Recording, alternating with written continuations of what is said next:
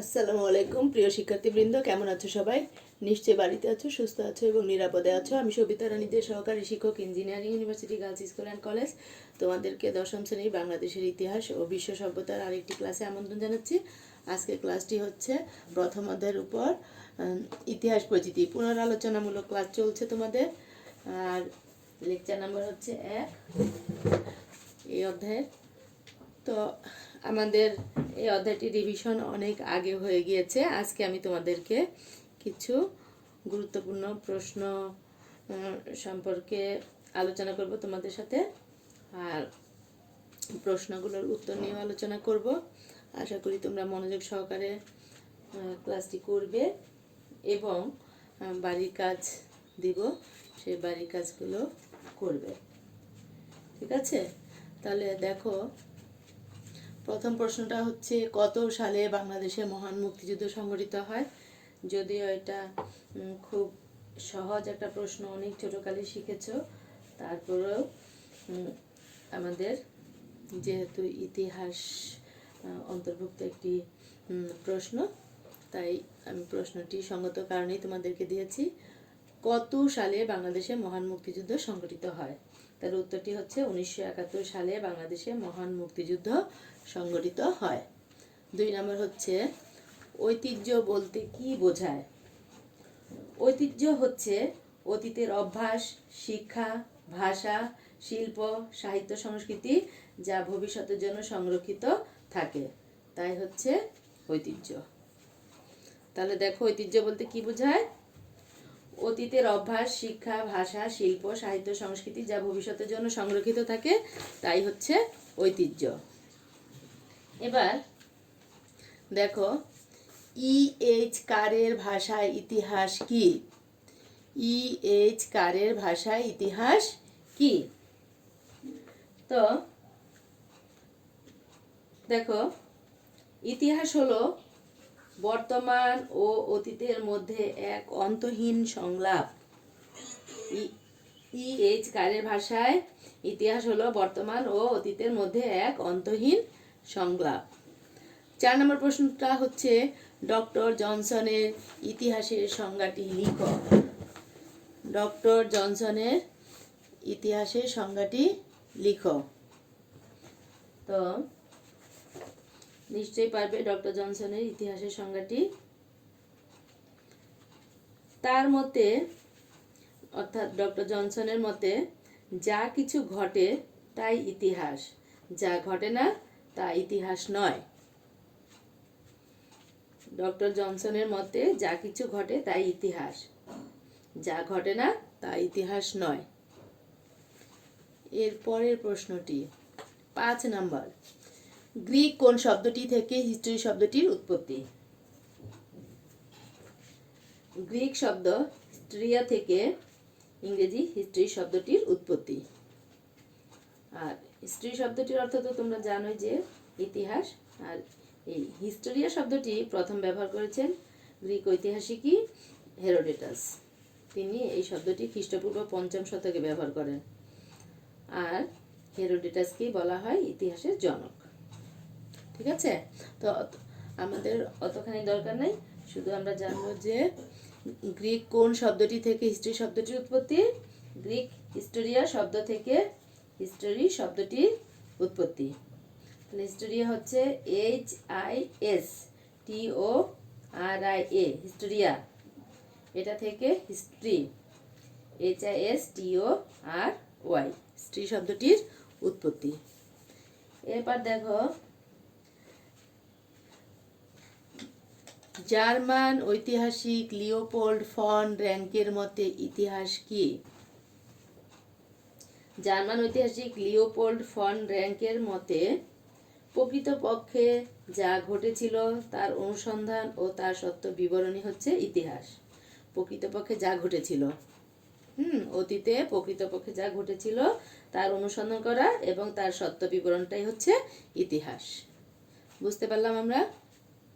এবার আসো 7 নাম্বার, ইতিহাসের 2টি লিখিত ও অলিখিত উপাদানের নাম লিখো।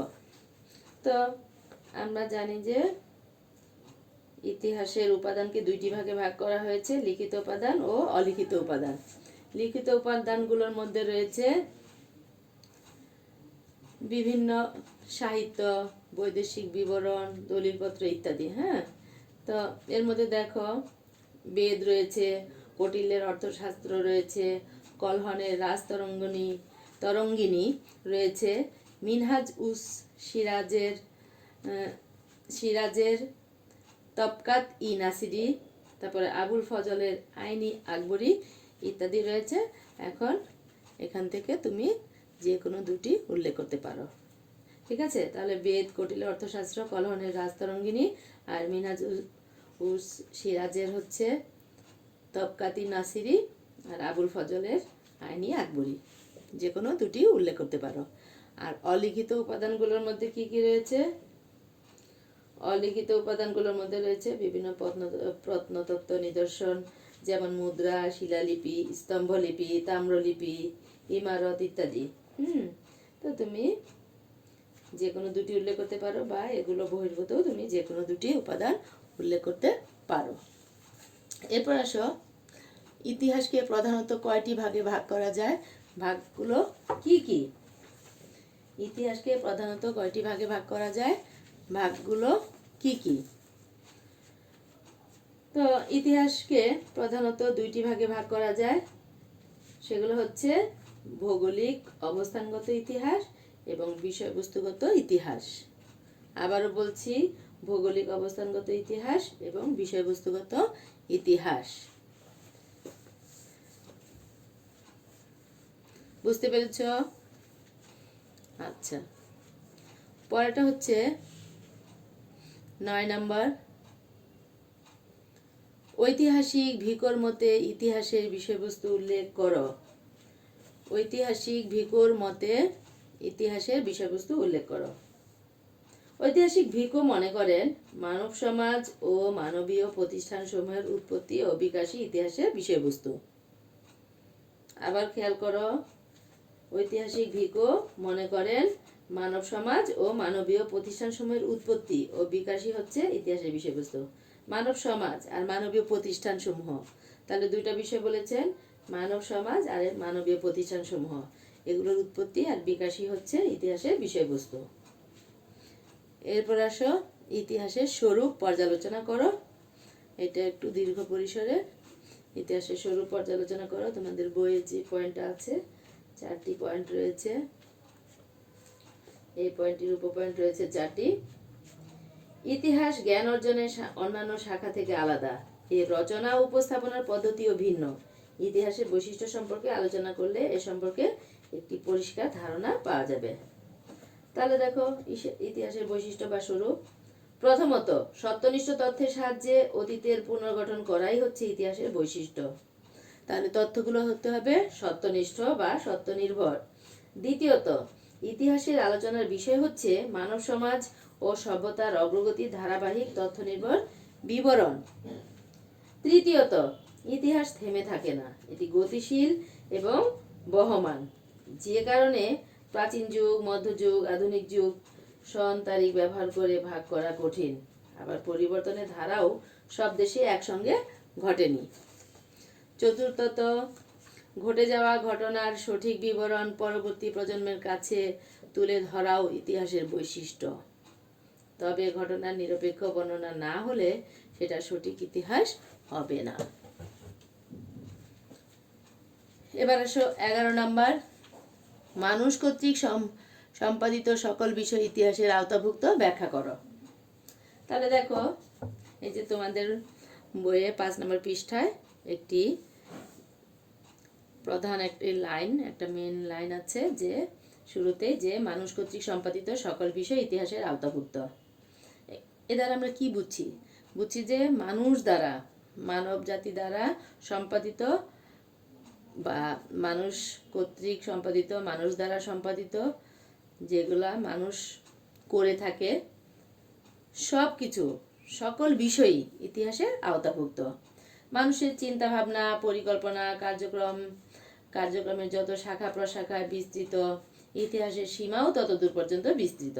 যেমন প্রাগৈতিহাসিক যুগের প্রথম পর্বের মানুষের কর্মকাণ্ড খাদ্য সংগ্রহের মধ্যে সীমাবদ্ধ ছিল, ফলে সে সময় ইতিহাসের পরিসরও খাদ্য সংগ্রহমূলক কর্মকাণ্ড পর্যন্ত বিস্তৃত ছিল। সময়ের বিবর্তনের সঙ্গে সঙ্গে ইতিহাস চর্চা ও গবেষণায় বৈজ্ঞানিক পদ্ধতি অনুসৃত হচ্ছে, ফলে ইতিহাসের শাখা প্রশাখার সংখ্যাও বৃদ্ধি পেয়েছে। বিস্তৃত হচ্ছে ইতিহাসের সীমানাও। 19 শতকে শুধু রাজনীতি ইতিহাসের বিষয় হলো, মার্ক্সবাদ প্রচারের পর অর্থনীতি, সমাজ, শিল্পকলার ইতিহাসও রচিত হতে থাকে। এভাবে একের পর এক বিষয় ইতিহাসভুক্ত হচ্ছে আর সম্প্রসারিত হচ্ছে ইতিহাসের পরিধি ও পরিসর। এবার আসো ইতিহাস পাঠের প্রয়োজনীয়তা। তাহলে ইতিহাস পাঠের প্রয়োজনীয়তা বা গুরুত্ব, ইতিহাস পাঠের গুরুত্ব সম্পর্কে প্রশ্নটি, সেটা হচ্ছে জ্ঞান চর্চার শাখা হিসেবে ইতিহাসের গুরুত্ব অসীম, মূল্যায়ন করো। এটাও বড়, অর্থাৎ প্রয়োগমূলক প্রশ্ন বা উচ্চতর দক্ষতামূলক প্রশ্ন হিসেবে আসতে পারে। তাহলে দেখো, ইতিহাস পাঠের প্রয়োজনীয়তা: মানব সমাজ ও সভ্যতার বিবর্তনের সত্য নির্ভর বিবরণী হচ্ছে ইতিহাস। এ কারণে জ্ঞান চর্চার শাখা হিসেবে ইতিহাসের গুরুত্ব অসীম। ঠিক আছে? তা মানব সমাজ আর সভ্যতার বিবর্তনের ক্রমে ক্রমে বিবর্তনের যে সত্য নির্ভর বিবরণ, সেটাই হচ্ছে ইতিহাস। এ কারণে জ্ঞান চর্চার শাখা হিসেবে ইতিহাসের গুরুত্ব অপরিসীম।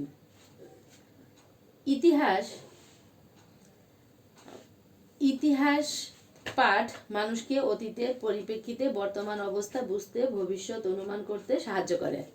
অর্থাৎ ইতিহাসের মাধ্যমে আমরা কম্পেয়ার করতে পারি। ঠিক আছে? অতীতের সাথে কম্পেয়ার করতে পারি বর্তমান অবস্থা, আবার ভবিষ্যৎও অনুমান করতে পারি।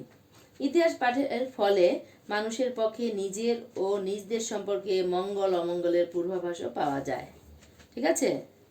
তাহলে আগের অবস্থা থেকে, আগের ইতিহাস থেকে কোনটা মঙ্গল, কোনটা অমঙ্গল, কোনটা এই অঞ্চলের জন্য হিতকর, কোনটা অহিতকর, এটা বোঝা যায়। ঠিক আছে? পূর্বাভাসটাও পাওয়া যায়। সুতরাং দেশ ও জাতির স্বার্থে এবং ব্যক্তি প্রয়োজনে ইতিহাস পাঠ অত্যন্ত জরুরি। ঠিক আছে? তাহলে দেশ এবং জাতির স্বার্থে এবং ব্যক্তি প্রয়োজনে ইতিহাস পাঠ অত্যন্ত জরুরি। এবার আসো পরের প্যারাতে, জ্ঞান ও আত্মমর্যাদা বৃদ্ধি করে। কি পয়েন্টটা কি দেখো, জ্ঞান ও আত্মমর্যাদা বৃদ্ধি করে। ইতিহাস পাঠের প্রয়োজনীয়তা কি? ইতিহাস হচ্ছে জ্ঞান এবং আত্মমর্যাদা বৃদ্ধি করে। অতীতের সত্যনিষ্ঠ বর্ণনা মানুষের জ্ঞানের পরিধি বৃদ্ধি করতে সাহায্য করে। তাহলে এটা একটা সঠিক কথা। আর এই বিবরণ যদি হয় নিজ দেশ জাতির সফল সংগ্রাম ও গৌরবময় ঐতিহ্যের, তাহলে তা মানুষকে দেশপ্রেমে উদ্বুদ্ধ করে। একই সঙ্গে আত্মপ্রত্যয়ী, আত্মবিশ্বাসী হতে সাহায্য করে। সেক্ষেত্রে জাতীয়তাবোধ, জাতীয় সংহতি সুদৃঢ়করণে ইতিহাস পাঠের বিকল্প নেই। তাহলে তোমরা এই প্রসঙ্গে একটা উদাহরণ দেখতে পারো যে 1948 থেকে 52 সাল পর্যন্ত ভাষা আন্দোলনের জন্য, ভাষার জন্য সংগ্রাম করতে হয়েছিল আমাদের এই দেশের লাখো জনতাকে। তো এই যে 48 সালের সংগ্রামের ভাষা আন্দোলন শুরু হয়ে 52তে গিয়ে আমরা এর চূড়ান্ত রূপ পেয়েছি এবং ভাষা আন্দোলনে সফল হয়েছি। বাংলাকে আমাদের প্রধান রাষ্ট্রভাষা হিসেবে স্বীকৃতি দিতে পেরেছি। তো এই যে একটা অর্জন, এই অর্জনটাই আমাদের 71 সালে আমাদের তখনকার আপাময় জনসাধারণকে উদ্বুদ্ধ করেছিল,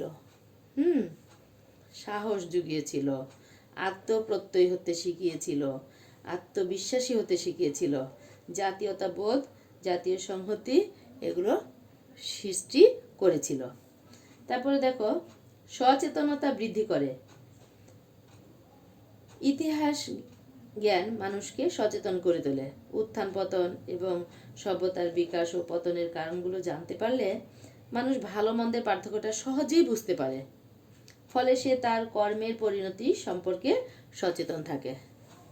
ইতিহাস থেকে আমরা অনেক জ্ঞান অর্জন করতে পারি না, যে অতীতের ইতিহাস কি ঘটেছে, অতীতের ইতিহাস কি বলে, তাই না? আমরা অনেক সিদ্ধান্ত নেওয়ার ক্ষেত্রে অতীতের ইতিহাসকে পর্যালোচনা করি, অতীতের ইতিহাসকে জানতে চাই। তো দেখো, সচেতনতা বৃদ্ধিতেও ইতিহাস গুরুত্বপূর্ণ বা প্রয়োজনীয়। এবার আসো, দৃষ্টান্তের সাহায্যে শিক্ষা দেয়। দৃষ্টান্ত অর্থ উদাহরণ।